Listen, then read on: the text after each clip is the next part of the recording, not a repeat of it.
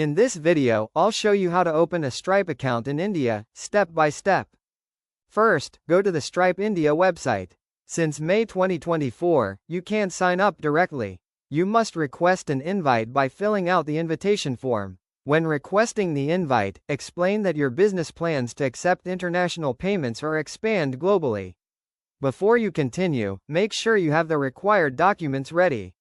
You'll need a valid PAN, a GSTIN for your business, a physical bank account in India, and a working website or app that shows what you sell. Once you receive the invite, click the link. Enter your email, create a password, and verify your email address. Then fill in your business details and add your bank account for payouts. Stripe will verify your PAN and business information. They'll also review your website or app. For international payments, you may be asked for an RBI transaction purpose code. Do not try to bypass the invite-only process. Make sure all your documents match your business name and address.